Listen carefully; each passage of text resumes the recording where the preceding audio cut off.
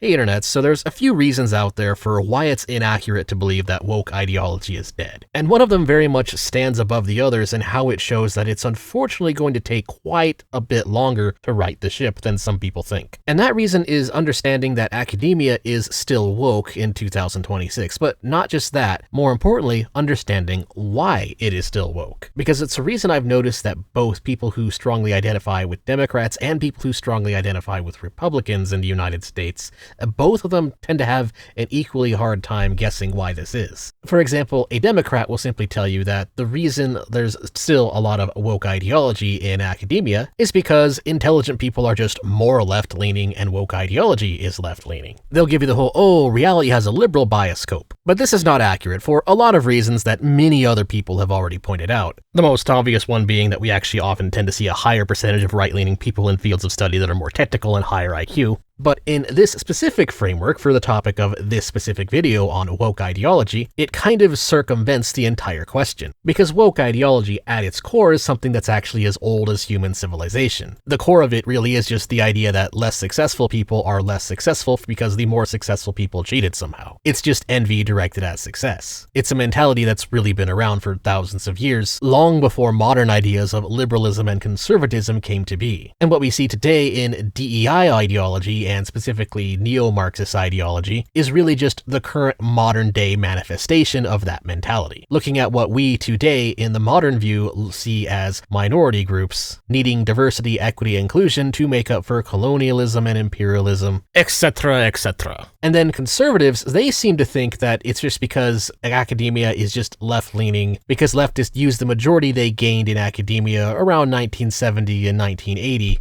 to kind of push anybody who's conservative out of that sphere. And this is a bit closer to the truth, but it doesn't really specifically touch on woke ideology. Why is it, and I mean more than just state involvement such as the Civil Rights Act, why is it that woke ideology continues, especially today, to be so popular amongst academics? And a hint can be found by just looking at the current most up-to-date data of what they actually believe. Because on the surface of things, it may seem like they're both just partially correct. Democrats tend to have higher IQs and are more interested in academics, whereas conservatives are absolutely right that it became less politically correct to have conservatives' beliefs around the 1970s and 80s. And so part of it really is just bias as well. But in terms of woke ideology, again, it's a bit more complicated. It depends more on your field of study. Because of course, as a blanket, yes, in 2026, most academics are still very much adherents to DEI ideology. They still view wokeism as a valid form of thought, and so they still believe that DEI initiatives are generally effective policy.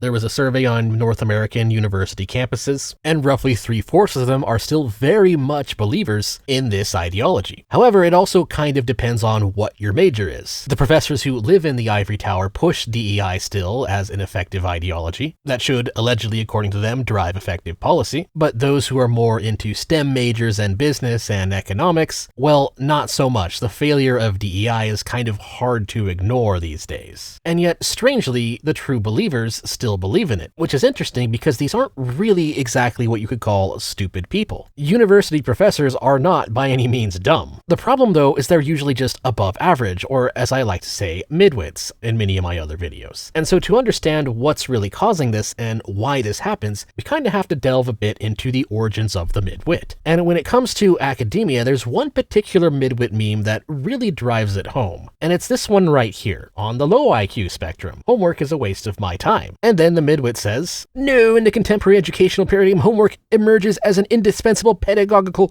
scaffold that propels children towards holistic cognitive actualization and lifelong learning competencies far from the antiquated drudgery of yore, etc., etc., mitigating the equity gaps exacerbated by passive in-school only models. And then, on the higher IQ spectrum, homework is a waste of my time. Now, what's interesting about this midwit meme is that it's an example of a midwit meme where the low IQ spectrum and the high IQ spectrum believe the same thing, but for completely opposite reasons. People who are on the lower end of the intellectual spectrum, well, they dislike homework and they view it as a waste of their time because they don't really like learning. They'd rather do other things. That could be either just watching TV or going outside and playing sports, getting drunk with their friends, going out and partying, or in other words, they'd rather just play all day. Whereas for the exceptionally gifted, people who are +3 standard deviations above normal, for example, the reason you don't like homework at the positive end of of the intellectual spectrum. The reason it's seen as a waste of time is because you don't learn anything from it. Because the high IQ person, they of course want to learn things.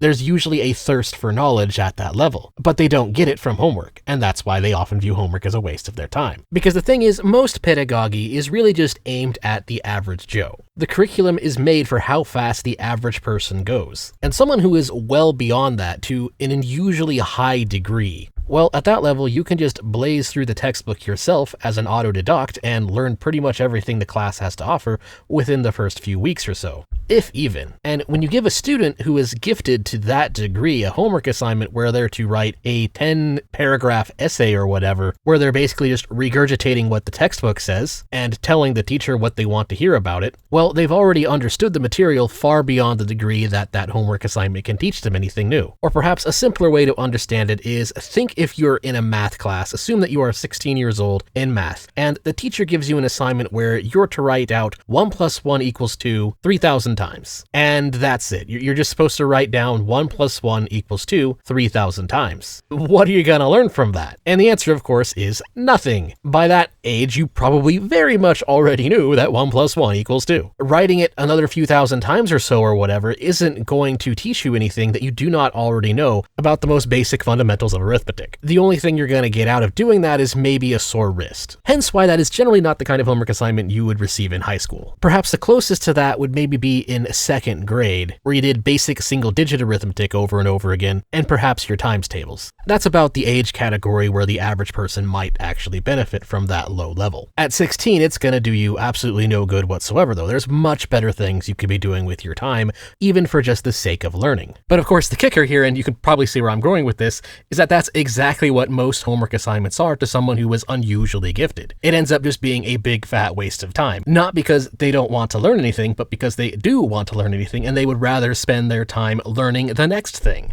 And this is in contrast to the midwit. The midwit, of course, ends up thinking that the homework does help them learn, but they're at the top of the totem pole in that category because, of course, midwits are not stupid. In fact, midwits aren't even really average. They're just smart enough that the assignment is something that they can do quite relatively easily, but they're not smart enough to go beyond it. And because of this, a very big difference forms between the midwit and the gifted, which is that the midwit ends up loving school surprisingly a lot more than the gifted student does. For the midwit, the Prussian model of education is something that they genuinely enjoy because it's something that they can get at the top of the rankings, but not so high that they start hitting the ceiling over and over again until they actually start getting annoyed with the ceiling. And so the midwits are the ones who end up getting called the good boy and the good girl and enjoying being called that. They are the obedient gold stars of the academic system. And so naturally they become a part of that academic community. They start adopting the beliefs of the community. And one of the beliefs that they end up adopting, of course, is woke ideology. Because woke ideology kind of became the de facto ideology of academics post-Civil Rights Act. It became very politically incorrect to suggest that the reasons for any disparate outcome were anything other than systemic discrimination, and so that's what they ended up believing. And the thing is, woke ideology in this format is extremely intolerant of anybody else suggesting anything otherwise. And the result is we're kind of stuck with a lot of these ideologues, and they believe it for a very simple reason, and that reason is that it's become their religion. You see, midwits, they don't want to let go of woke ideology because it's the ideology for which they initially gained their prestige within intelligentsia, or the cathedral or the regime, or whatever you want to call it. But more importantly, it is with that prestige they gained their sense of identity as a quote-unquote smart cookie. By parroting the DEI woke ideology, well, that's how you, as a younger Generation X, or a millennial, or an older Generation Z person, well, that's how you pledge your allegiance to the academic community. And thus they are tied to it everlastingly. It's more than just a belief system for them. It's who they are. It is their origin story from teenager to adulthood, and thus is vitally important to them at an almost spiritual level, or as I say, it's basically a secular religion. This is why when you look at some of the breadtubers of old, they're turning to these very weird mental gymnastics to maintain these woke beliefs, like Voosh trying to convince himself that anti-woke ideology is entirely the product of Epstein, even though the evidence behind that is not only non-existent, consistent, but when you analyze it, it very much turns out to be completely phony. But it doesn't really matter because, again, it's just a mental gymnastic. It doesn't have to be true. It just has to be something that they can convince themselves of. They really don't want to accept the fact that they are really no better than anybody attending mass or church for any other religion. They like to look down on those people. They like to think that they are above that mentality, when in reality they are just as, if not more, psychologically captured by it. And the thing is, this is really a tale as old as time. The midwits, those who are at +1 standard deviation, those who are just above average enough, throughout time they have gained prestige in intellectual institutions by simply falling in line and pledging their allegiance to whatever the dominant ideology is. And it's very difficult for people who grew up that way to actually accept the fact that it's not really a valid ideology when it turns out to be fraudulent. And what we see in history instead is that they don't really go away until they're replaced, either by being aged out by a new generation who doesn't believe the same ideology due to growing up at a time where that ideology was again proven to be fraudulent, or they're replaced through alternative institutions, or they're replaced through a revolution, or something to that degree. The point is, woke ideologues, the true believers within our academic institutions, they're not just going to suddenly wake up just because some of the things that they believe have been proven to be false. No, it's going to take a lot longer than that, because for them, the reality that DEI and the socialist policies that they generally tend to propose as a solution to it, the reality that these ideas and these policies aren't actually working, it's more than just an issue of being wrong. It provides an intellectual existential threat. Anyways, that's all I have to say. I know this is a bit of a pessimistic video, but I think it's important for everybody to understand the mentality of these people, even if it's not the greatest of news. But yeah, for now, that is all. Thanks for watching. Please like, share, comment, and subscribe. And you can support my content on Ko-Fi, Subscribestar, or by buying some merch. That is all. Till next time.